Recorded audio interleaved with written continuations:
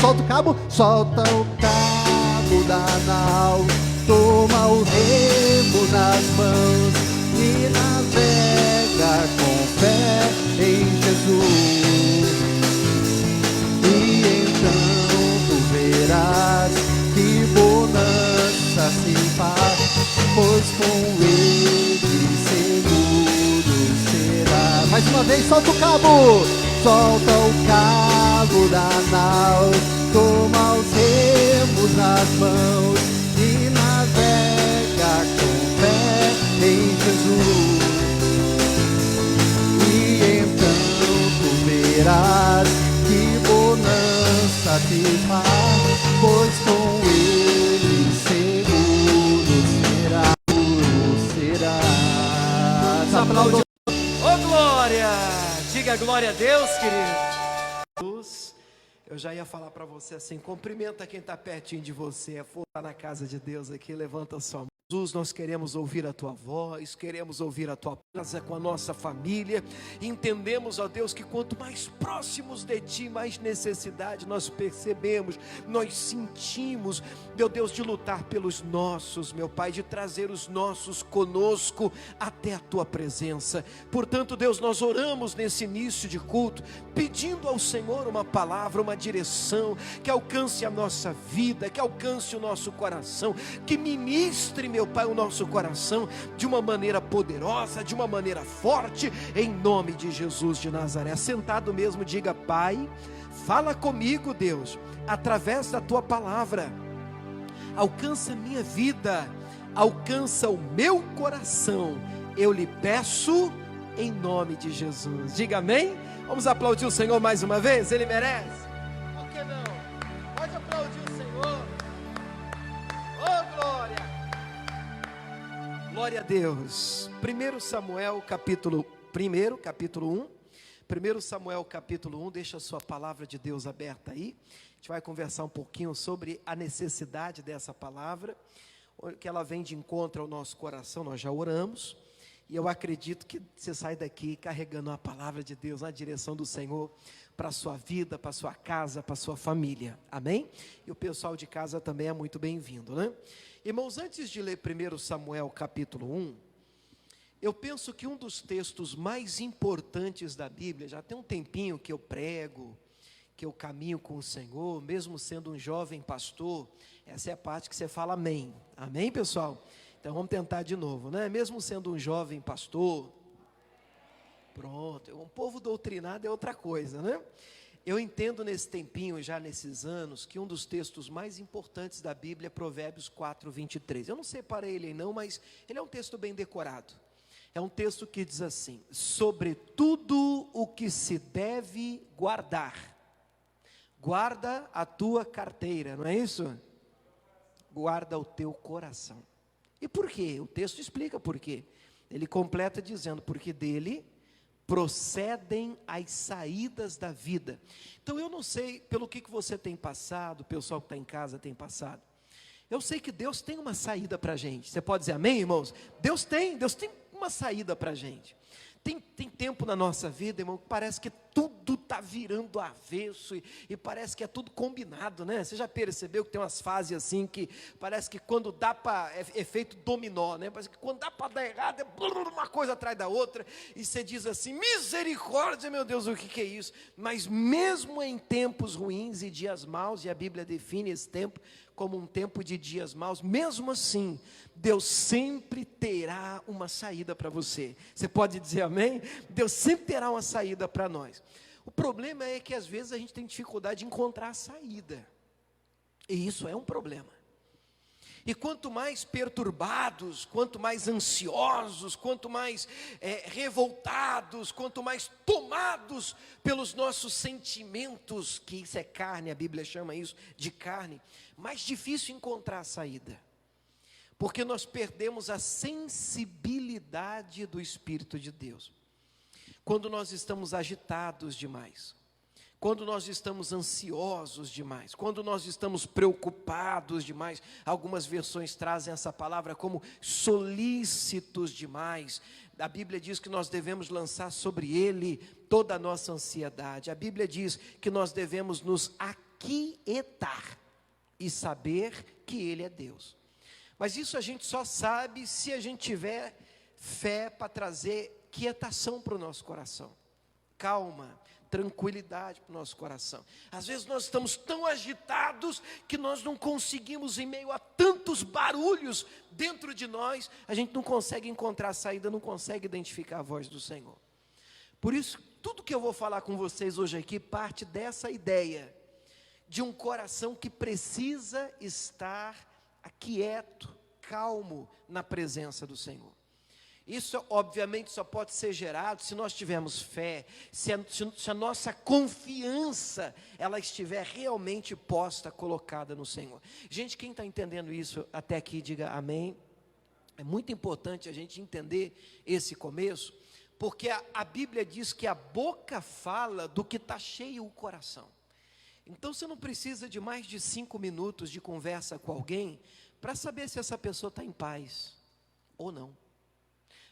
Para saber se essa pessoa está alinhada às Escrituras ou não, para saber se vai tudo bem com ela ou não, porque a gente acaba cuspindo, a gente acaba colocando para fora toda uma inquietação gerada do lado de dentro.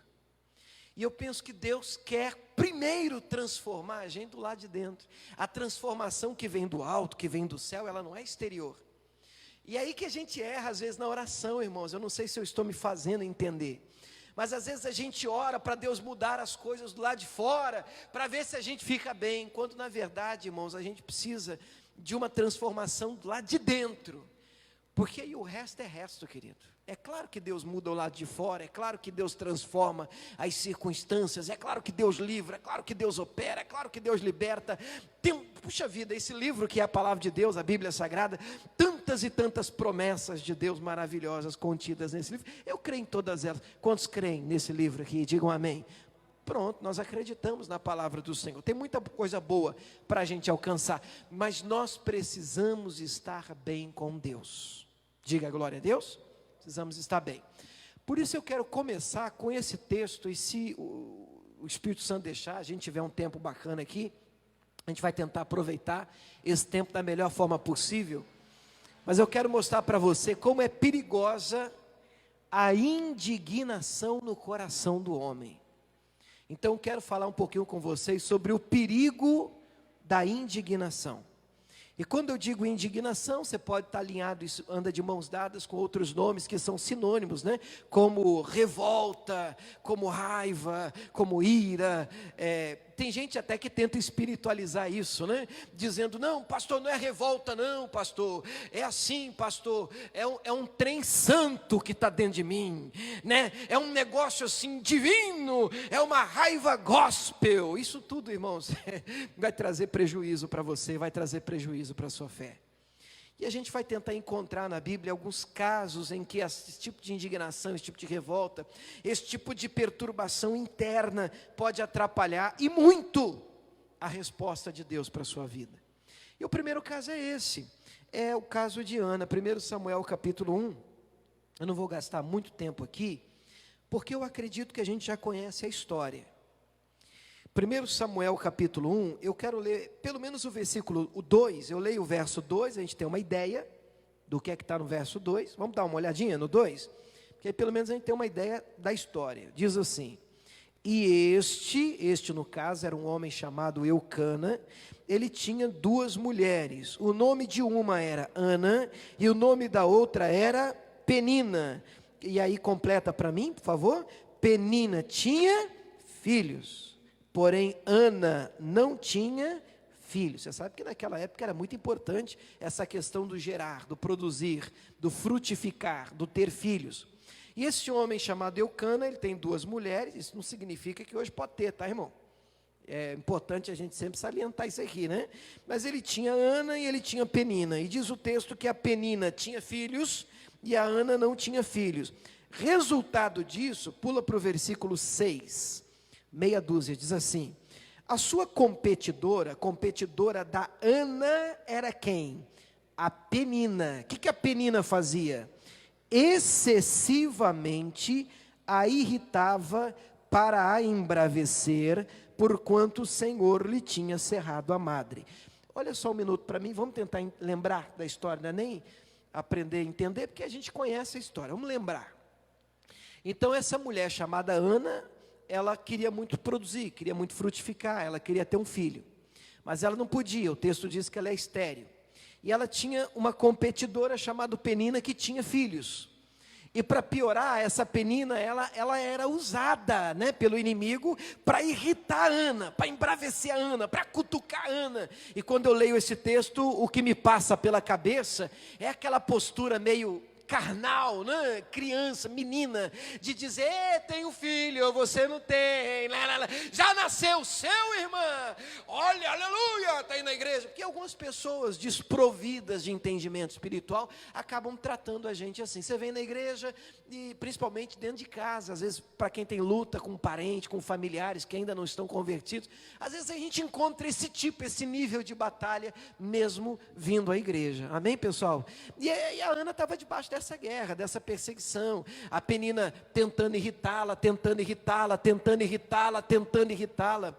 E uma vez eu falei sobre Penina e Ana aqui, e o que eu disse para vocês, eu marquei isso no meu coração, não sei se você vai lembrar, o que eu disse para você é que o importante aqui não é se Penina está sendo ou não usada pelo inimigo, porque ela está. Para irritar a Ana, né? Ela está sendo usada pelo inimigo, mas essa não é a questão importante. A questão mais importante é, Penina está conseguindo irritar a Ana? E por que que Ana está se permitindo irritar? Por que que isso que acontece do lado de fora está entrando no coração dela?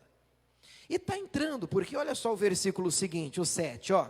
Assim o fazia ele de ano em ano, quando ela subia à casa do Senhor, entenda, guardadas aqui as proporções, a igreja de hoje, imagina, eles iam de ano em ano à igreja, irmão. Quando ela ia à igreja, à casa do Senhor, o que acontecia? Assim a outra a irritava. Quando ela ia na igreja, a outra irritava. É incrível as coisas que acontecem quando a gente decide ir à oração, consagração, à casa de Deus, fazer uma leitura bíblica. Esse telefone não toca o dia inteiro, mas é só você falar, agora eu vou sentar para ler minha Bíblia. Incrível, é incrível o negócio. Você quer se aproximar de Deus, lá vem alguma coisa para te irritar. Só que a gente não pode mudar o que acontece do lado de fora, irmãos. A gente só pode mudar o que entra. Quando a Bíblia diz, guarda o coração, sobre tudo que se deve guardar, guarda o coração, a Bíblia está dizendo que é um dever seu e meu, e um poder que a gente tem, de permitir que só entre em nós o que a gente deixar. O que acontece do lado de fora, a gente não consegue controlar. A gente não consegue controlar marido, esposa, filhos. São todos seres independentes, com vontades próprias. Porém, o que entra aqui é dever meu e seu controlar. Penina era usada e começou a irritar Ana. E o texto diz, como é que termina esse versículo? A outra irritava, pelo que chorava e não comia. Então eu vou perguntar, aí você, com a máscara às vezes não dá para ver, você me responder, mas por favor, me responda aí, tenta. Penina tentava irritar Ana, e ela está indo para onde? Para a casa de Deus. Mas como que ela está indo? Mas como você está aqui? Também é muito importante. Pode ser que você esteja aqui, eu estou aqui, eu tenho que resolver. Quer dizer, ou você vê aqui agora, o marido falou tanta coisa, a esposa falou tanta coisa, o filho perturbou tanto, o cara que já te ligou, meu Deus, tem que resolver um problema lá no trabalho, no serviço, e você já está aqui irritado. Não é com Deus, não é com a igreja, não tem nada a ver com os irmãos, mas você está aqui indignado com alguma coisa, com alguma situação que precisa ser resolvida. Vocês estão entendendo? E qual é o ponto? Larga tudo, olha um minuto para mim, que agora o que eu vou te falar, de vez em quando eu faço isso, eu vou te falar de mim, como eu entendo essa história. Esse pedaço agora, você pode receber ou não, porque eu não tenho como provar, é uma coisa minha, ok? Eu vou falar de mim agora, depois eu volto para o texto. Então olha aqui um minuto para mim.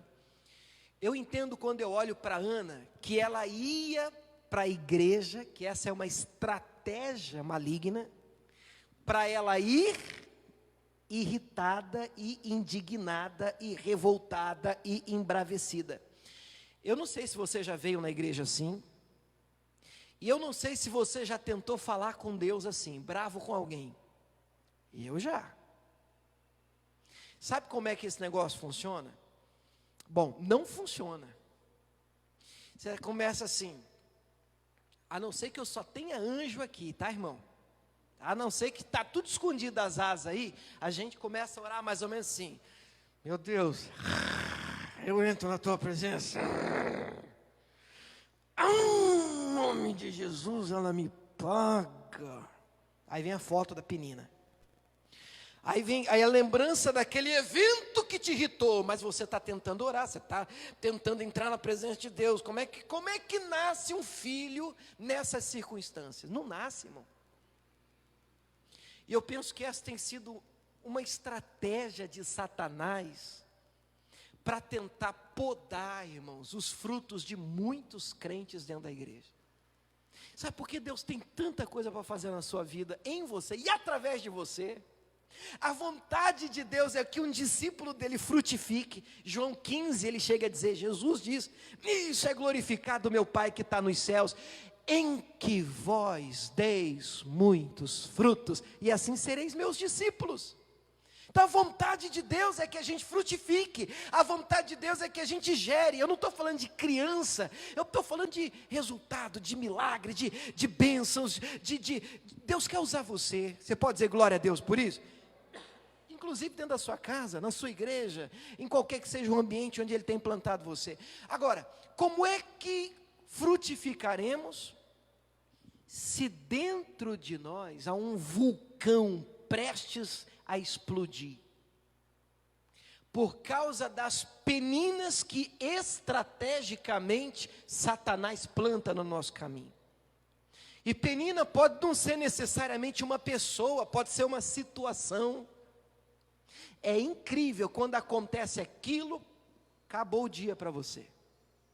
Quando acontece aquilo, acabou a semana para você. Mas não tem mais graça, nada tem mais sabor, a vida perde a cor, porque Satanás sabe o que te irrita, o que te tira do sério. E quando a gente se permite, a gente morde a isca, e a gente se permite entrar no jogo dele, a gente não é que vai perder, irmãos, a gente já perdeu. Porque a nossa batalha, principalmente hoje, ela não é contra a carne e sangue. O problema em si mesmo, não é a situação externa, não é a penina, não é o marido, não é a pessoa, não é, irmãos, a Bíblia diz em Efésios 6, que a nossa luta é espiritual, nossa batalha é outra. Tem alguém que não quer que você gere, está perturbando você, está tentando roubar a sua paz, trazendo revolta e indignação dentro do seu coração, só para te deixar estéril na fé. Vocês estão entendendo, gente, o que eu estou falando? Dá uma balançada na mão, só para eu ver vocês, que não dá para ver a expressão direito, né? Irmãos, tudo isso para mim é uma estratégia de Satanás. Eu vou tentar apontar isso para você com outros textos também. João 14, 13, traz um texto que o missionário usa muito para falar da determinação. Vamos dar uma olhada nesse texto? João 14, 13. Esse texto fala um pouquinho de motivação, você quer ver? Não parece, mas é isso que diz aqui. Palavras de Jesus. Vamos dar uma olhada? João 14, 13 diz assim, se você puder ler aí comigo, vamos juntos. E tudo quanto pedirdes em meu nome, eu o farei. Para quê? Para quê é importante? Para quê? Para que o Pai... Vamos tentar de novo? Atrapalha esse negócio de máscara, né? Para que o Pai seja glorificado no Filho. Vamos traduzir isso aqui? Estou mudando a Bíblia não. Vamos tentar com palavras diferentes para ficar claro. Ó, eu vou fazer tudo o que você pedir, se a motivação do seu pedido for correta. Qual é a motivação? A glória do Pai, a glória de Deus. Esse negócio de você pedir para mim, para eu, porque eu, pastor, eu preciso de um carro novo. Por quê? Pode até ser que Deus te dê um carro novo, mas para que você quer? Eu quero porque o meu vizinho comprou 2, pastor, não pode ficar para trás, misericórdia. Eu vou esfregando a cara dele, que eu também posso ter. É bom, eu não penso que Deus vai ser glorificado com essa motivação do seu pedido. Eu não vejo por que Deus te dá uma coisa dessa. E aí eu volto na história de Ana, e repito o que falo de mim. Repito, novamente um parênteses. Eu penso que quando a gente está irritado com alguém, a gente tem que tomar cuidado com a motivação da nossa oração. Ana queria um filho, não queria? Para quê? Eu penso que tem 2 momentos na vida de Ana para quê? O que eu falo, repito, para você que está assistindo, para você que está aqui em casa. Eu falo com uma convicção minha. Eu não tenho como provar isso, então você pode receber ou não. Eu entendo que há um momento na vida de Ana, no início, em que Ana está orando irritada na casa de Deus. Irritada. Irritada com quem? Com Penina. Como é que ela devia orar então? Vou fazer eu uma oração. A primeira oração de Ana por um filho. Pai,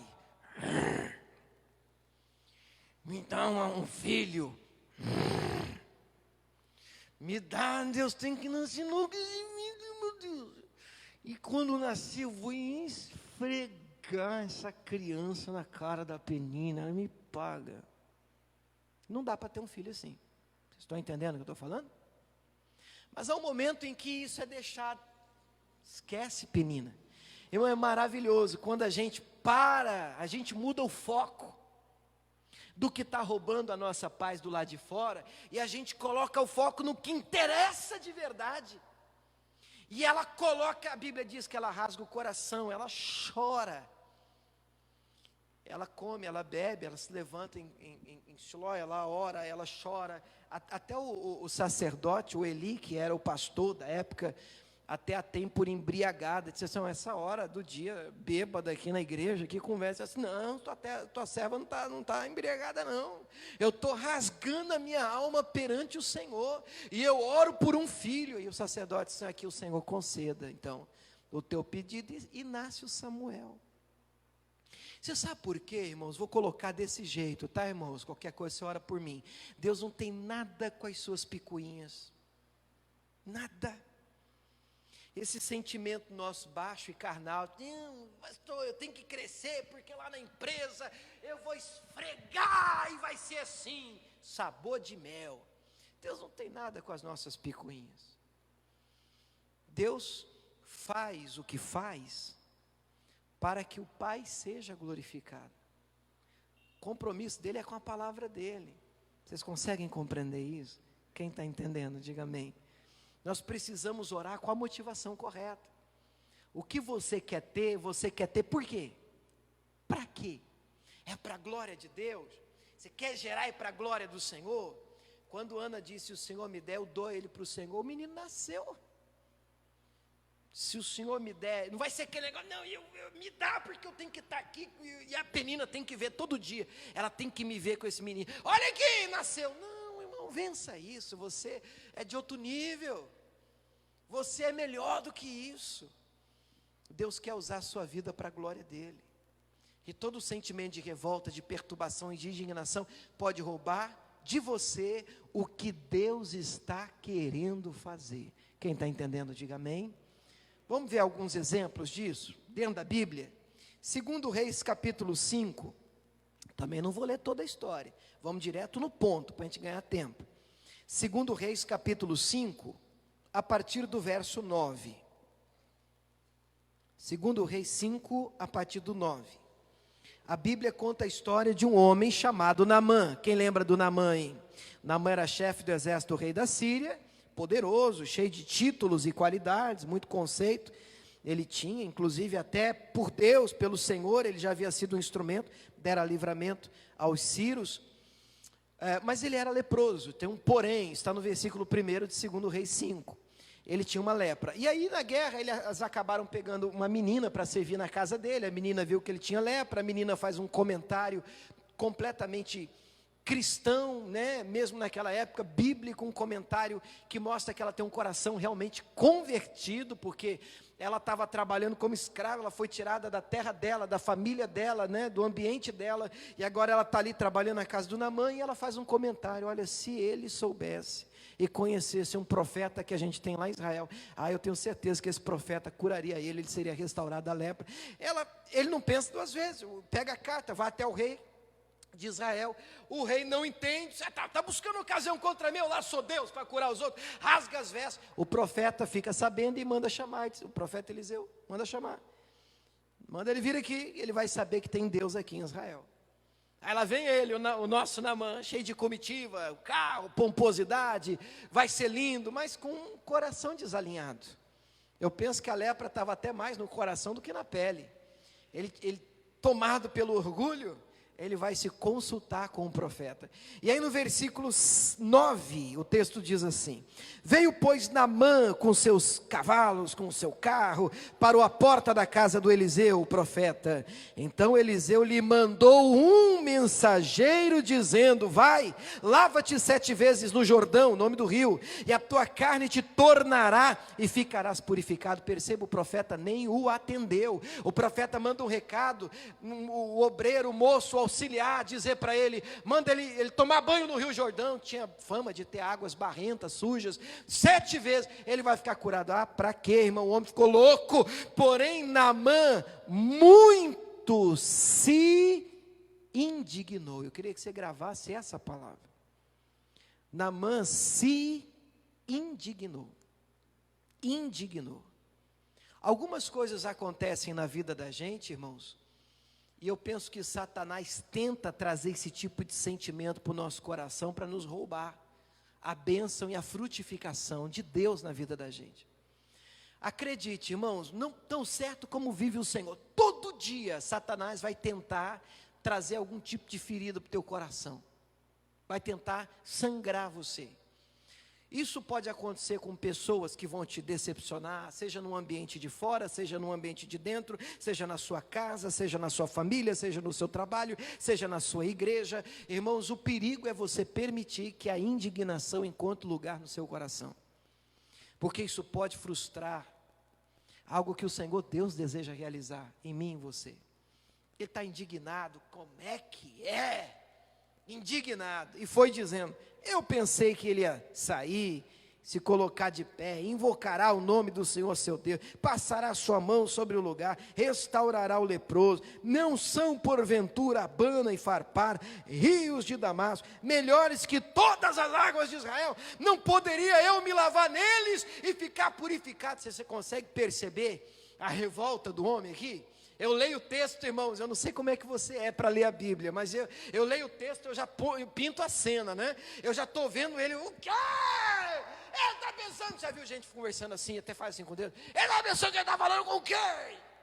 Quem ele pensa que é? Você sabe quem eu sou? Não tem gente assim, meio nariz em pé? Você sabe quem eu sou? Sabe com quem você está, tipo, da carteirada mesmo? O homem se achava, irmão. Ele está pensando que eu vou mergulhar nesse rio. Lá na minha terra tem rio melhor, lá tem água mais limpa. Ai, que raiva! E se isso começa a dominar o seu coração, né? Assim como Ana ficava irritada, meu Deus, o filho não nasce, o milagre não vem, a luz, não dá luz a milagre nenhum, irmão. E ainda bem que o homem está indo embora bravo. Aí um dos servos dele: Senhor, o que custa? O quê? Não mergulhar. A gente já fez uma viagem longa.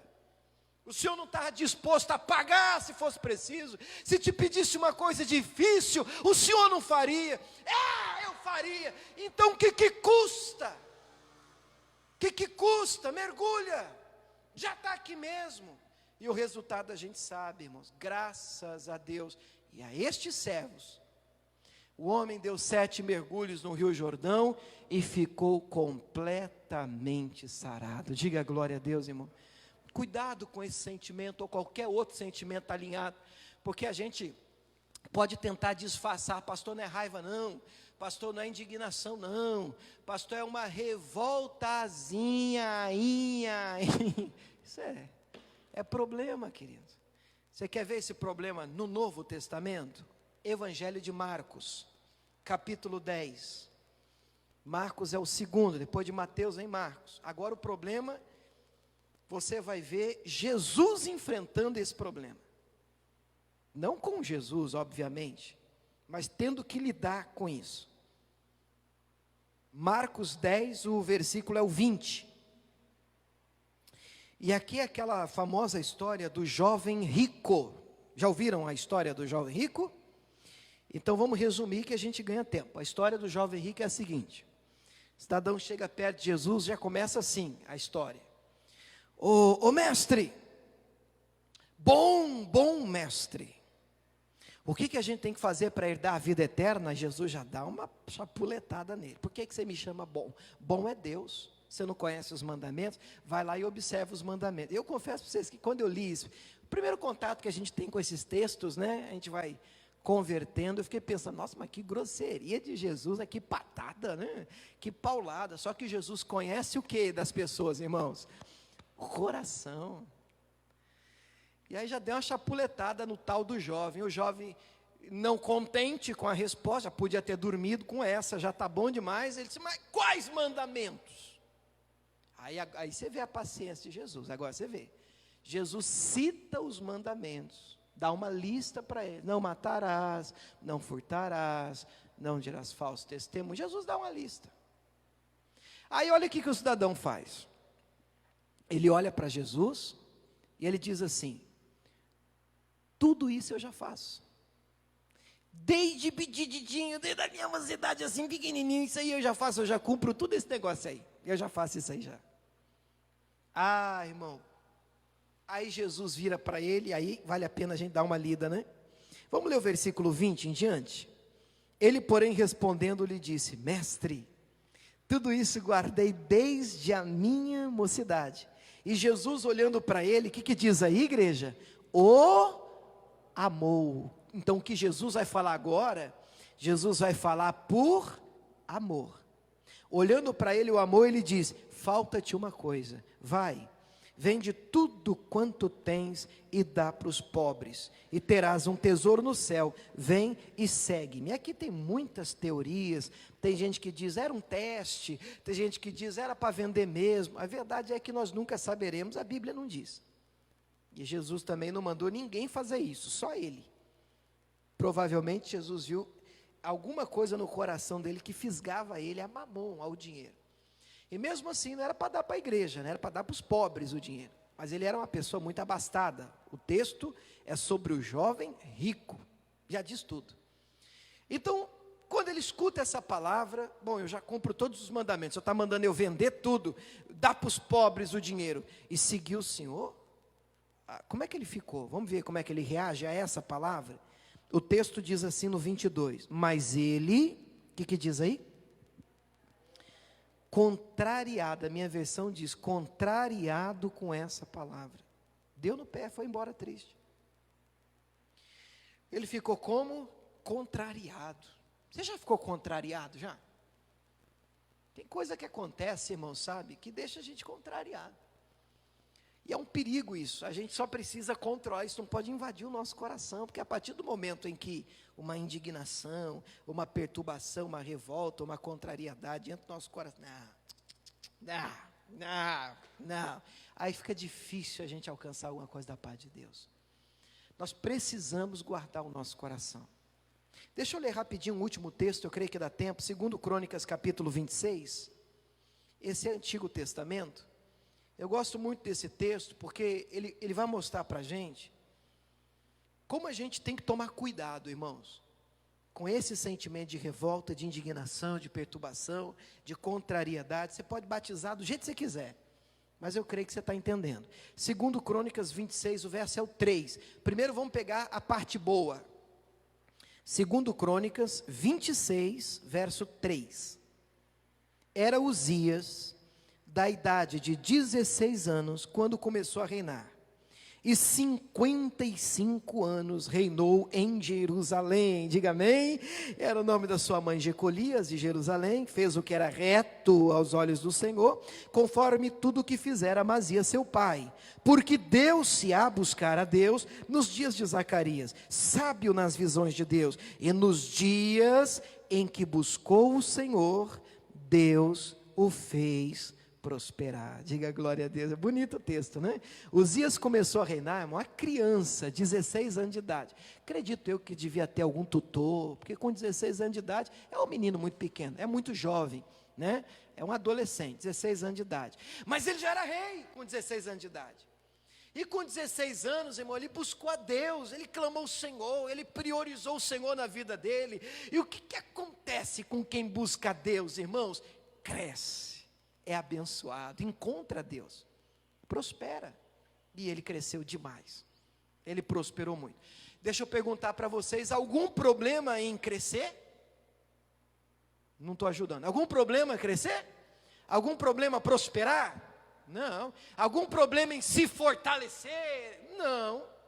Mas pula para o versículo de número 16, para a gente ganhar tempo, nós já vamos orar. 16. Mas havendo-se já fortificado, exaltou-se o seu coração até se corromper. Para aí. Eu vou repetir a pergunta. Algum problema se fortalecer? Não, a resposta é não tem problema nenhum. É uma ordem, inclusive, no Novo Testamento, em Efésios diz: no demais, irmãos meus, fortalecei-vos no Senhor e na força do seu poder. A vontade de Deus é que você se fortaleça nele. Agora, uma vez fortalecido, você não pode se esquecer que essa força que você tem não é sua. Você entendeu agora? Aí daqui a pouco você buscou a Deus, você cresceu, você venceu, você rompeu, e hoje você está por cima da crista da onda. Aí Satanás começa a plantar na sua cabeça: você é o cara. Ah, se não fosse você, o mundo, misericórdia, não giraria. Ah, se não fosse você, nada funcionaria. Você é a pessoa. E aí você começa a acreditar nessa mentira do inferno, porque você só chegou onde chegou porque Deus te ajudou. Você só é a bênção que é porque o Senhor te fortalece. Nós só podemos porque Ele nos dá força. Não é assim que está escrito? Posso todas as coisas naquele que me fortalece. E se Ele não fortalecer? Posso nada. João 15 diz: sem mim nada podeis fazer. Mas parece que deu um branco no cidadão aqui. O nome dele era Uzias. Ele começou bem, com 16 anos, buscou a Deus, e quem busca a Deus cresce. E ele cresceu, virou uma potência o reino dele. Ele ficou muito bem. Agora ele se fortaleceu. Agora ele é o cara. Mas ele esqueceu quem é que fez dele o que ele era. Então se fortaleceu, e o problema está na frase: exaltou-se o seu coração. Essa frase acontece, aparece na Bíblia quando Satanás cai. Exaltou-se o seu coração. Eu comecei falando com vocês de Provérbios 4, 23. Sobre tudo que se deve guardar, guarda o teu coração. Exaltou-se o seu coração. Entrou sentimento ali que não devia ter entrado. E agora? Agora ele está todo, se achando. E o que ele fez de errado? O texto diz: até se corromper. Como é que ele se corrompeu? Pastor, ele deve ter cometido vários assassinatos. Não. Adultério? Não. Ah, ele roubou? Também não. Olha o que ele fez de tão grave. Vamos ver? E transgrediu contra o Senhor, seu Deus, porque entrou no templo do Senhor para queimar incenso no altar do incenso. Ah, pastor, esse foi o pecado? Foi. Rapaz, não, mas só isso aí? É, isso aqui. O que ele fez de errado? Ele entrou no templo do Senhor para queimar incenso no altar do Senhor. E qual que era o problema? Isso não era tarefa de rei. Isso era tarefa de sacerdote. Era sacerdote que queimava incenso para Deus, como oferta. Rei não tinha essa prerrogativa, não era tarefa de rei. Mas, irmãos, quando alguém se acha, cresce demais na cabeça, ele pensa que está acima de qualquer regra. Ele acha que regras valem para os outros. Mas eu sou diferente. Eu sou o rei Uzias. Eu sou o cara. Eu posso. Não, mas não pode nada. Não pode essa turma aí.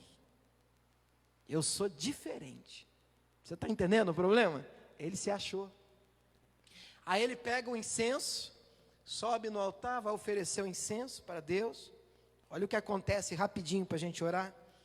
O texto diz que ele pega o incenso para queimar o incenso no altar do Senhor. Porém, o sacerdote Azarias entrou após ele, e com ele 80 sacerdotes do Senhor, varões valentes, e resistiram o rei Uzias e lhe disseram: a ti, Uzias, não compete queimar incenso perante o Senhor, mas aos sacerdotes, filhos de Arão, que são consagrados para queimar incenso. Sai do santuário, porque transgrediste, e não será isso para a honra tua da parte do Senhor Deus. Vocês entenderam o que aconteceu aqui? Balança assim a cabeça. Olha só. Ele pega o incenso, o rei, ele entra no altar, começa a oferecer o incenso. O sacerdote-chefe, que era o Azarias, vê, tinha mais 80 sacerdotes, tudo valente, e tem que ser valente para encarar rei. Aí ele está lá oferecendo o rei Uzias o incenso, aí o Azarias ele já grita. Eu penso que a conversa aqui não foi assim. Olha aqui um minutinho para ficar aqui, vai ver se você me enxerga. Ó, a conversa não foi assim: rei, o senhor não pode queimar incenso. O senhor poderia, por favor, parar de queimar incenso? Você acha que falaram assim com ele, com o rei? Não. Como é que eles falaram com o rei? Uma bronca. Ó a bronca. Vou fazer o sacerdote, está lá o rei. Ei, irmão, eu não sei se você já passou por esse teste de humildade. É ruim você ouvir as pessoas assim, gritarem com você, é horrível. Dá vontade da gente orar por eles assim com a mão no pescoço. E aí ele falou: ei, aí o rei até, comigo que você está falando? Sai daí, desce daí, não é tarefa sua, rapaz. Você não está vendo que você está errado? Rapaz, você está pensando, você está falando com quem? Aí que o orgulho borbulha, se você não tiver muito assim, né, o sangue de Jesus na veia, o orgulho borbulha e Satanás vem só para no seu ouvido assim: vai deixar? Vai ficar barato assim? Você também precisa tomar uma postura. Aí o rei, como é que o rei reage? Irmão, e aí o problema se instala. O texto diz que então Uzias, o que diz aí?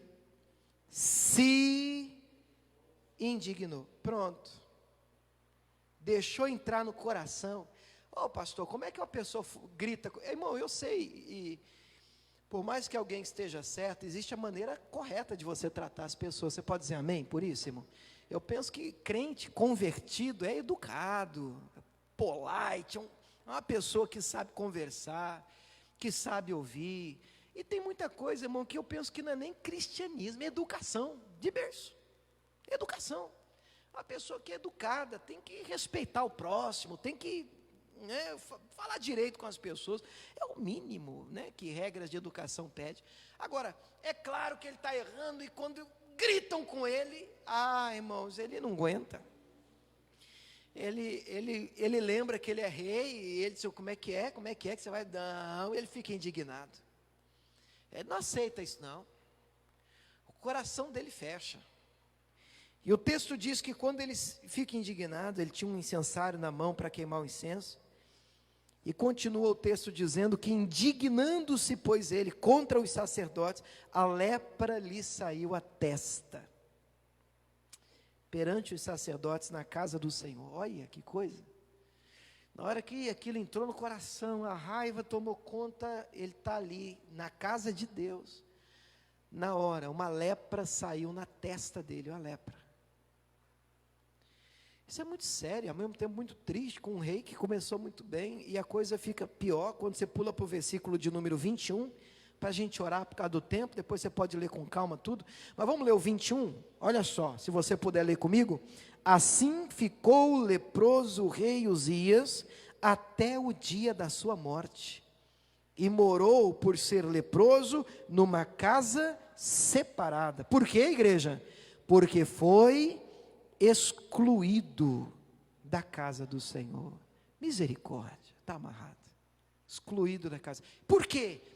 Porque ofereceu incenso, e principalmente quando confrontado, ele não aceitou, revoltou, indignou, manifestou, não aceito, e a revolta entrou no coração, e aquilo acabou com um reinado bem sucedido de alguém que tinha tudo para brilhar.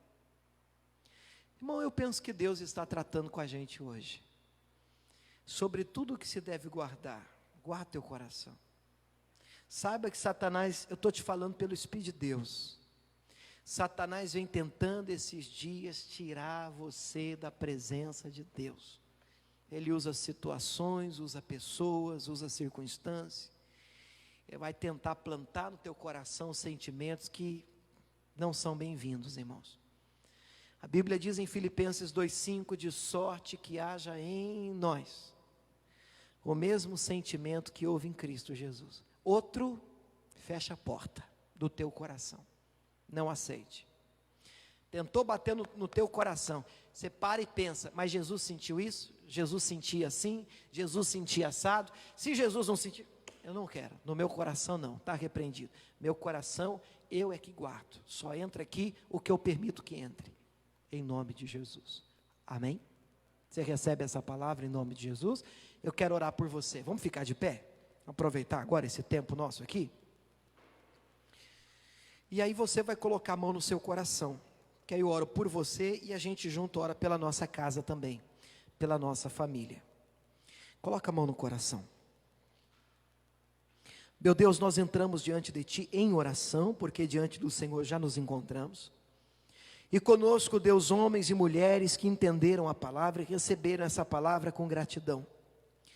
E meu Deus, de posse dessa palavra, dessa informação, em primeiro lugar nós lhe pedimos perdão, Pai, perdão por qualquer sentimento de revolta, indignação, de ira, de raiva, meu Deus, qualquer sentimento que esteja atrapalhando o gerar de Deus na nossa vida, qualquer ação, meu Deus, que possa estar impedindo, nos impedindo de ir além, de cumprir os projetos que o Senhor tem para a nossa vida, nos impedindo, ó Deus, de desenvolver um reinado que agrade o Senhor, meu Deus, nos impedindo, nos atrapalhando, meu Pai, de oferecer ao Senhor um reinado, meu Deus, maravilhoso, com frutos, com resultados espetaculares.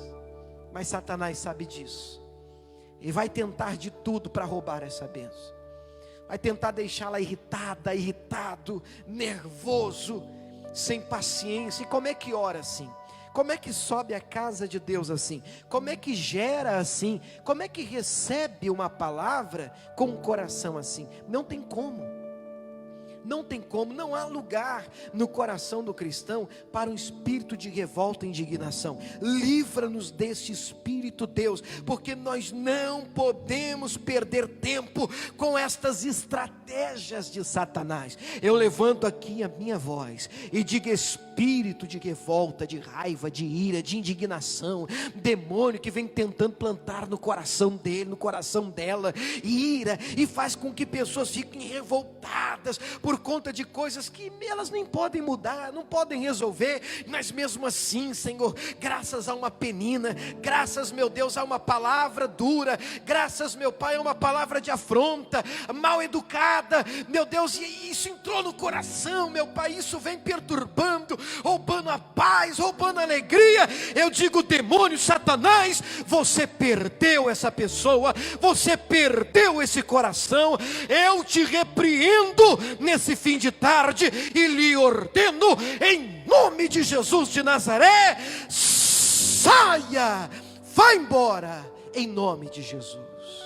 Você pode levantar suas mãos e: Pai, diga a Ele: Pai, me dê forças para guardar o meu coração, me ajuda, Senhor, a blindar o meu coração contra todo ataque do inferno, todo ataque do inimigo, em nome de Jesus, é o que eu lhe peço.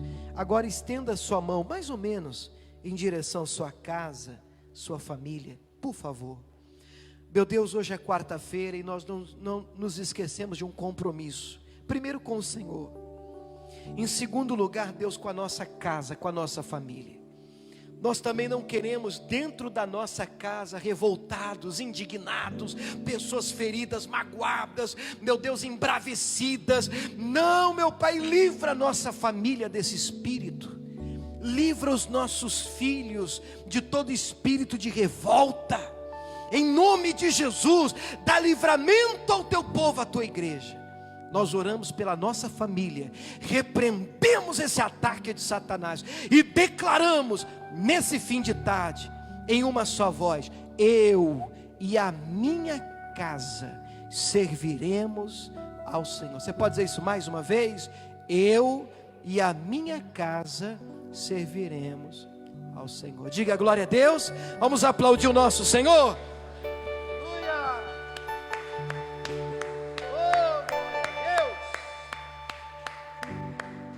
Pessoal, senta um minutinho, enquanto eu despeço o pessoal de casa aqui.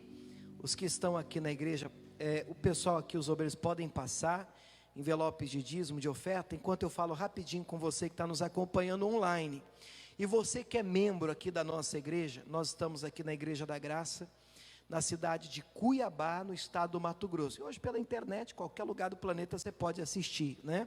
Mas a nossa igreja está aqui no bairro do CPA 4. E você é membro aqui da nossa igreja, você também pode nos ajudar a continuar sendo fiel a Deus, nos seus dízimos, nas suas ofertas. Você tem pelo menos duas maneiras de continuar aí a enviar suas doações.